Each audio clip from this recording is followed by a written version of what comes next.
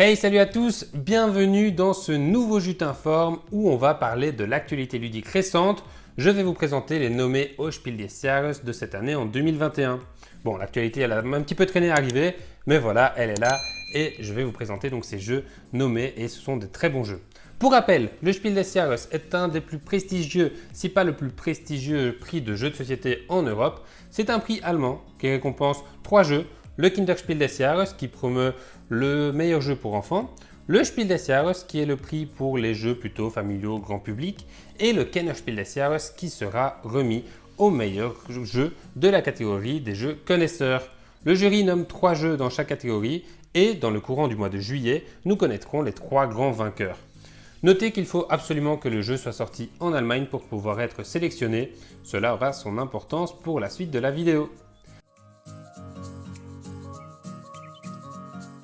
On commence tout de suite par les nommer au Kinderspiel, mais juste avant, pensez à nous mettre un pouce bleu, ça nous fait très plaisir et ça permettra à la vidéo d'être mieux référencée et à plus de monde comme ça de connaître quels sont les jeux nommés au Spiel des Jahres. Le premier jeu est Fabulia, créé par Wilfried et Marie Faure, deux auteurs très connus dans les jeux pour enfants. Spoiler alert, on va encore les retrouver plus loin dans cette vidéo. Il s'agit d'un jeu rempli de narration où les enfants vont faire preuve d'imagination. Ça commence bien, vous ne trouvez pas? Le plateau de jeu est en fait un livre dans lequel vous allez construire l'histoire en choisissant les personnages les plus adaptés à la situation. C'est donc aux enfants de façonner les histoires qui les inspirent avec des personnages qui changent constamment. Le jeu possède un mode coopératif et un mode compétitif qui demandera plus de réflexion et sera plutôt réservé aux enfants qui sont un peu plus avertis dans le jeu de société. Une extension est déjà disponible chez nous avec de nouvelles histoires, de nouveaux animaux et des cartes vierges pour être encore plus imaginatif et écrire directement ses propres histoires. Je pense que tous les enfants aiment inventer des histoires. J'étais le premier à le faire lorsque j'étais petit dans ma chambre avec tous mes jouets. J'y passais des heures par jour et donc je suis persuadé que si j'avais eu ce jeu quand j'étais petit, je l'aurais adoré. Le deuxième jeu est Mia London, créé par le duo Antoine Boza et Corentin Lebras, édité chez Scorpion Masqué. Mia London n'est pas tout à fait un jeu d'enquête comme on pourrait le penser dans le synopsis, mais un jeu d'observation et de mémoire. Alors oui, vous allez devoir identifier la fripouille qui a commis un affreux méfait grâce à des indices, mais cela se fera grâce à votre observation des cartes indices pour pouvoir reformer la fripouille dans votre carnet. Comment vous allez faire ça? En faisant défiler des bandelettes et en retrouvant les différents accessoires du coupable. Avec cette description, on pourrait s'attendre à un jeu coopératif, mais il n'en est rien. C'est bien un compétitif où le vainqueur est celui qui aura fait le moins d'erreurs, voire qui aura eu tout bon. Un jeu qui plaira certainement aux enfants qui aiment les jeux d'observation et de mémoire. Ce n'était pas vraiment mon cas en étant enfant, donc vous savez déjà où va ma préférence entre les deux premiers jeux que je viens de vous présenter. Le dernier jeu de cette catégorie est Dragomino, créé par Bruno Catala et Wilfried et Marie Faure.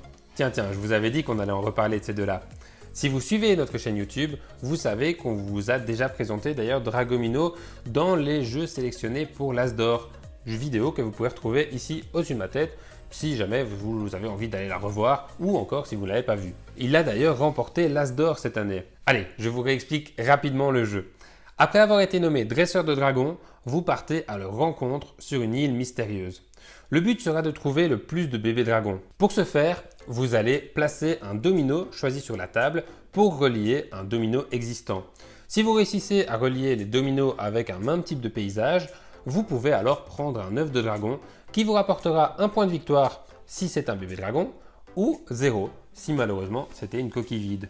Pour les plus malins d'entre vous, ou pour tout le monde en fait, vous aurez compris que Dragomino se base sur la mécanique de base de King Domino, un jeu qu'on aime beaucoup, ainsi que sa version Queen Domino. Si on aime cette version pour grand enfant, j'imagine facilement qu'on peut apprécier à jouer à Dragomino comme ça avec les plus jeunes. Il va m'être compliqué de donner un favori ici. J'écarterai Mia London des vainqueurs et ensuite mon cœur balance entre Dragomino et Fabulia. Comme j'aime beaucoup les jeux narratifs en ce moment et que Dragomino a déjà gagné l'As d'Or, je vais prédire Fabulia comme vainqueur du Kinderspiel des Jahres et je serai évidemment très content si elle remporte le prix. Maintenant, si Dragomino fait le doublé, ce sera aussi une très belle performance et on ne manquera pas de le saluer. En tout cas, ce qu'on peut dire, c'est que le couple fort est plutôt fort dans les jeux pour enfants. Passons au Spiel des Jahres. Le premier jeu à être sélectionné est Zombie Teens Evolution, créé par Annick Lobé, édité à nouveau chez Scorpion Masqué. Ce qui en fait déjà leur deuxième jeu nommé au Spiel, toutes catégories confondues. Ce même duo avait d'ailleurs créé Zombie Kids Evolution, qui avait également fait un carton. Zombie Teens n'est que la suite logique de Zombie Kids.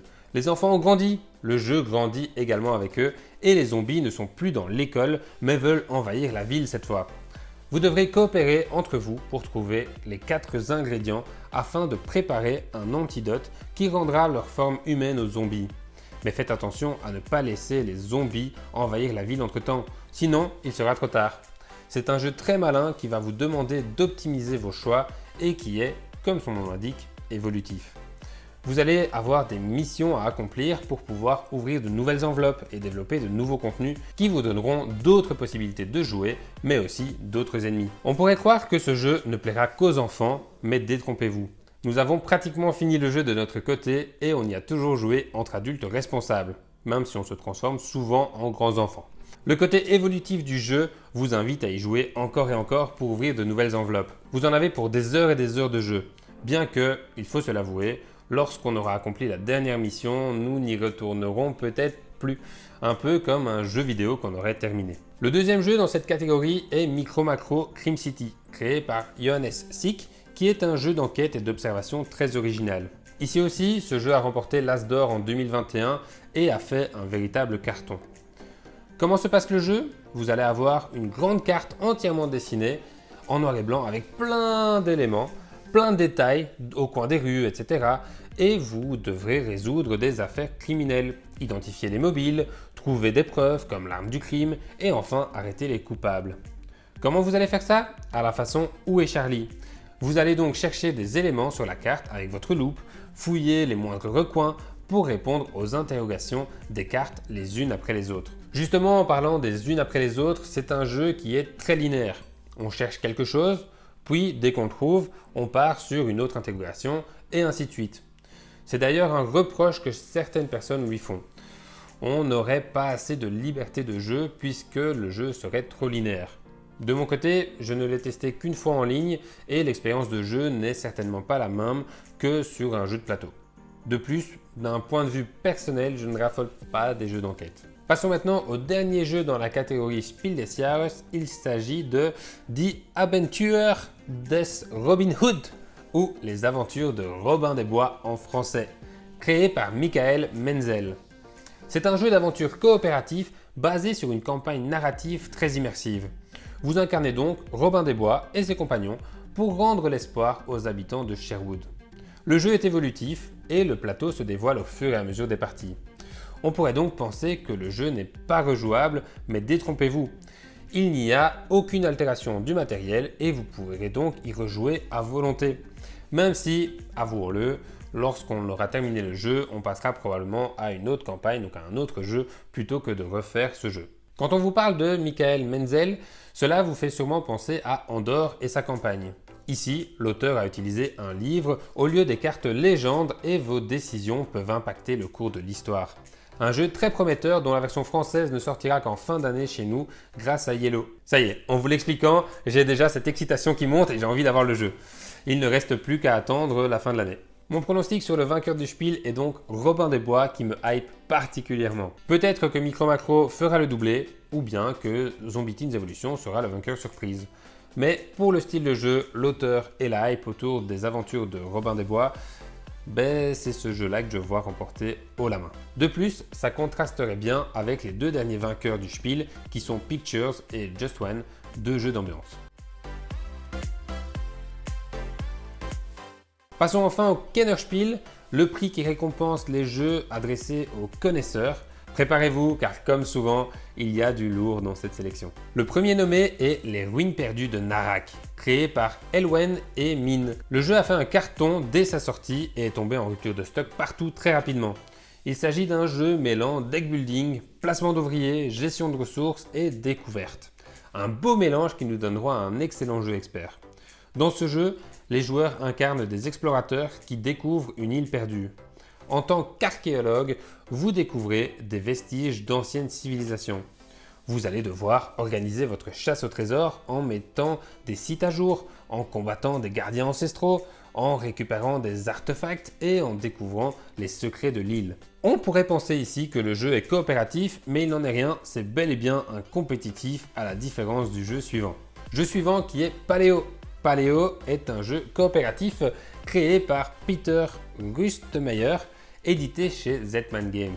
C'est un jeu dans lequel vous devrez survivre et bon sang que c'était compliqué de survivre à l'époque du Paléolithique. Entre les loups, les maladies et la bouffe empoisonnée, il faudra bien gérer ses ressources et tenir suffisamment longtemps pour pouvoir peindre cette peinture rupestre représentant un mammouth dans la caverne. La particularité du jeu, vous ne voyez que le dos des cartes avant de les explorer. Avec cette unique indication, vous allez devoir faire les bons choix. Autant dire qu'il vous faudra être observateur et recommencer les opérations plus d'une fois pour comprendre comment vous devez jouer cette mission.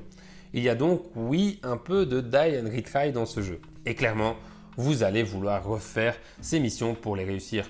Vous allez même parfois enchaîner les parties si vous êtes mort rapidement. Croyez-moi, ce jeu est une pépite et il aurait peut-être même mérité l'As d'or Expert en mars dernier. Le dernier jeu présent au Kennerspiel des Jahres est Fantasy Realms, créé par Bruce Glasgow et édité chez WizKids, un éditeur totalement méconnu pour moi. C'est un jeu de cartes et plus précisément un jeu de combo de cartes. Vous allez avoir des cartes en main qui vous feront marquer des points si vous avez une carte d'un autre type, qui elle-même vous fera marquer des points si elle est associée à une carte bien précise, qui elle-même vous fera perdre des points si vous ne respectez pas certaines conditions, et ainsi de suite. Vous comprenez le principe. À votre tour, vous aurez le choix entre piocher une carte et échanger une de vos cartes avec une carte de la défausse. Et c'est là que toute la beauté de la mécanique entre en jeu.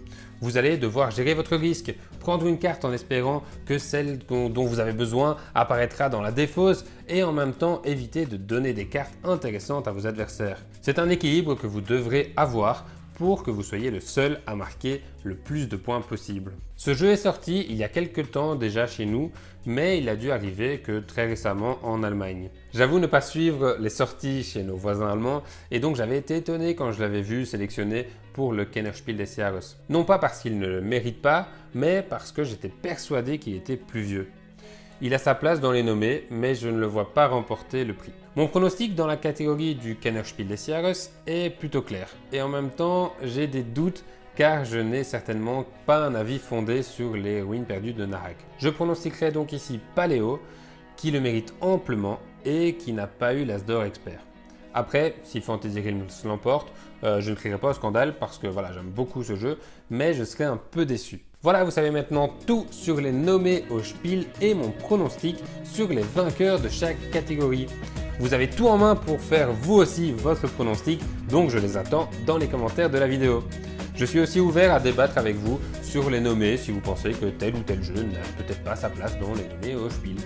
N'oubliez pas le pouce bleu, ça nous fait plaisir, ça nous aide et ça permettra à plus de monde de connaître les nommés au Spiel des Jahres comme je l'ai déjà dit au début de la vidéo. Vous pouvez aussi partager cette vidéo à vos amis pour que vous puissiez connaître leurs pronostics. Bref, abonnez-vous si ce n'est pas encore fait et moi je vous dis à la prochaine pour une nouvelle vidéo. Salut à tous!